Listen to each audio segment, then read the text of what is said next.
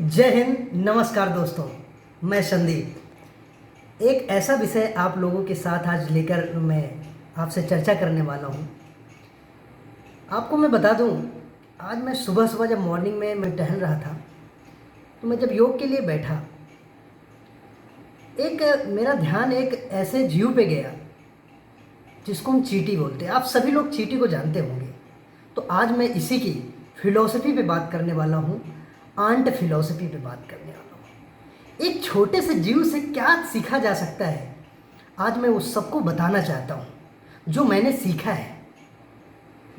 है कि जो मैंने सीखा है वो ज़्यादा से ज़्यादा लोग कैसे सीखे एक छोटे से जीव से। तो मैं आपको वो कहानी बयां करना चाहूँगा कि मैंने देखा कि एक छोटी छोटी चींटियाँ अपने से ज़्यादा वजन का दाना लेकर एक कतार में जा रहे हैं, इतना परिश्रम कर रहे हैं। उनके रास्ते में बहुत सारे ऑब्स्टेकल्स आ रहे हैं। वो गेहूं का दाना लेकर जब जा रही हैं धीरे धीरे, तो मैं देख रहा हूँ ईंटों के बीच में वो फंस रहे हैं। एक दूसरे चींटी आके उनको हेल्प कर रही।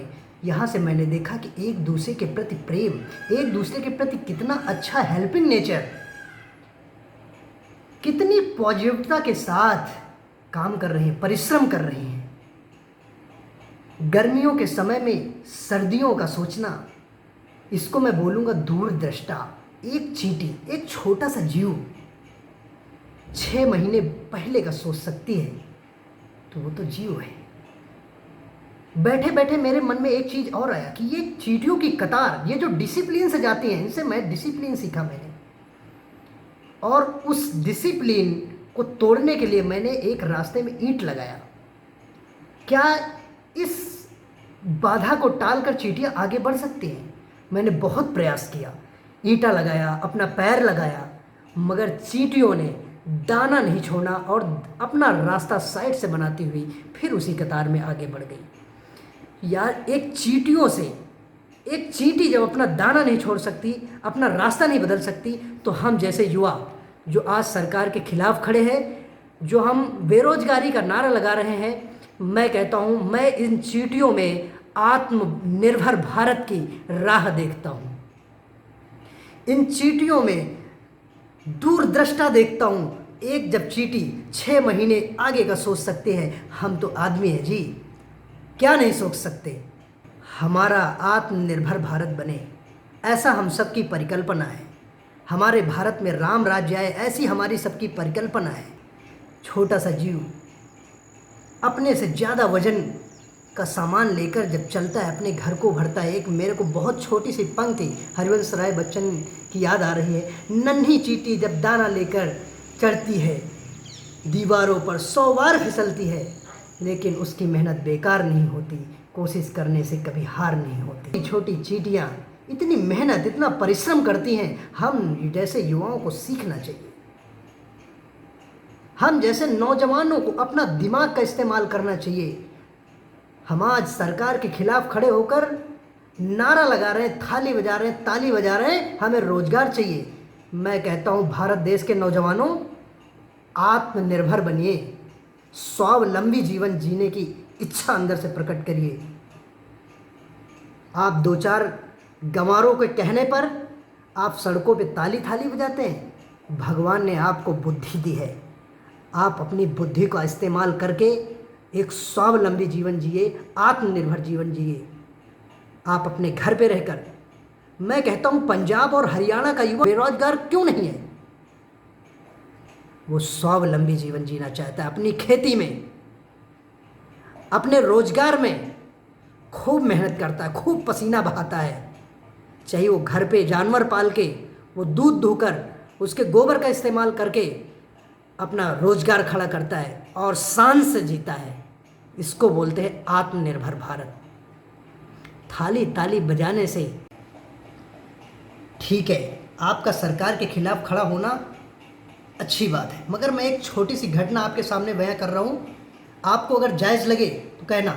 मैं कहता हूँ, आप अपने घर में 4 भाइयों के साथ रहते हैं। अगर उसी घर में आपकी माता के साथ आपके माता का कोई हाथ काट रहा हो, तो आप माता से कहेंगे मुझे खाना चाहिए, या पहले मैं उन दुश्मनों का खात्मा करूंगा? आज भारत देश का वही हाल है। भारत की सरकार पहले चीन से निपटना जरूरी समझती है, या आपके जो बेरोजगारी का जो आप लोग घोष बजा रहे हैं रोडों पर, उसका जवाब देना उचित करना समझती है? आप मुझे बताइए। आप अपने घर से तुलना कीजिए। एक घर में 4 भाई हैं। अगर माँ को परेशानी हो तो पहले माँ की प्रॉब्लम को सॉल्व करेंगे, ये डंका बजाएंगे मैं भूखा मरा जा रहा हूँ, मुझे खाना चाहिए? क्या ऐसी भावना के साथ ऐसी भावना के साथ आप काम करेंगे? क्या ऐसी भावना अपने माँ के प्रति है? अरे मेरे भारत के युवा साथियों, आज मेरी भारत माता पर वो ऐसा समय आ गया है, आप लोगों को समझना चाहिए। हर एक पिता ये नहीं समझता कि मेरे बच्चे भूखे मरे, मगर सब्र करना चाहिए, समय सीमा को ध्यान में रखते हुए, स्थिति को ध्यान में रखते हुए सब्र रखिए। जीवन बहुत बड़ा है। जीवन की कठिनाइयों को समझने का प्रयत्न कीजिए। आज जो मेरे भारत देश पे कठिनाई आई है उसको समझिए। अगर सब्र का हौसला आप रखेंगे तो सब चीज होगा, क्या नहीं होगा। 370 हटा, वर्षों से चला आ रहा लोगों की 70 साल की सोच को खात्मा करके 370 को हटाया। राम मंदिर आया और अभी बहुत कुछ बाकी है मेरे दोस्तों देखने के लिए। सब्र रखिए। कहते हैं सब्र का फल मीठा होता है। ताली और थाली बजाने से, विरोध करने से इसका कोई फायदा नहीं होने वाला है। आप सब्र करें। मैं आपको आश्वस्त करता हूं कि आपको रोजगार भी मिलेगा और आप एक अच्छा जीवन भी जिएंगे। आपके माता पिता, आपका देश आपको आत्मनिर्भर बनाना चाहता है। आप 10,000 की नौकरी करके, 15,000 की नौकरी करके आप अपना जीवन अच्छे से अच्छा जीवन नहीं बना सकते। जब आप आत्मनिर्भर बनेंगे, अपना खुद का रोजगार अपने दिमाग से सोचकर उस पर सीढ़ी बाय सीढ़ी चढ़ेंगे तो ज़रूर आप सफल होंगे। आप ही नहीं, आपका परिवार आप पर गर्व करेगा। इसलिए भारत के नौजवान साथियों, मैं आपसे विनम्रतापूर्वक कुछ कहना चाहता हूँ कि आप अपने मन में, अपने दिल में एक जोश भरिए, एक जुनून भरिए और अपना एक अपने स्वेच्छा से एक रोजगार चुनिए और खूब मेहनत करिए और जीवन में खूब आगे बढ़िए। तो आंट फिलॉसफी हम लोगों के जीवन के लिए बहुत कारगर है। नंबर 1 हमने सीखा परिश्रम, कैसे परिश्रम करते हैं। नंबर 2 हमने सीखा सकारात्मक विचार, पॉजिटिवता के साथ हम कैसे आगे बढ़े। नंबर 3 हमने सीखा इनसे दूरदृष्टा, एक दूरदृष्टा कैसा होना चाहिए वो हमें चींटियों से सीखना चाहिए। नंबर 4 हमने सीखा डिसिप्लिन, ये चलेंगी तो एकदम लाइन से कतार में चलेंगी, तो मैंने इनसे सीखा डिसिप्लिन। बहुत चीज़ें सीखी जा सकती हैं। ये जब एक दूसरे की हेल्प करती हैं तो क्या देखना बनता है। मैं तो कहता हूँ हर एक मनुष्य खुशी से जिए, एक दूसरे की हेल्प करे। जब हम आपकी हेल्प करते हैं, दूसरा आपकी हेल्प करता है, ऐसे एक चैन बनती जाती है, एक अच्छा माहौल क्रिएट होता है, एक परिवार जैसा भाव हम सब में उत्पन्न हो, तो आपका दिल और आपका दिमाग प्रेम से, खुशी से जीवन में आगे बढ़ने की प्रेरणा मिलती है। 2 पंक्ति मुझे और याद आई युवाओं को जगाने के लिए। कहते हैं कोई चलता पद चिन्हों पर कोई पद चिन्ह बनाता है वही सूरमा इस जग में जो दुनिया में पूजा जाता है।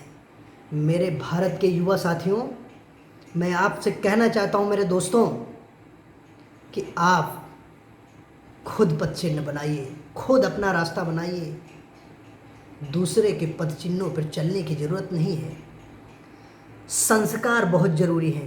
अपने माता पिता भाई बहन से संस्कार जरूर लीजिए, मगर अपना रास्ता, अपने जीवन का रास्ता स्वयं बनाइए।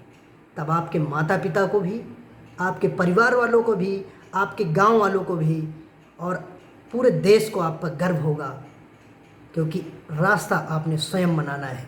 अब स्वयं रास्ता अगर बनाओगे तो जीवन में बहुत आगे जाओगे।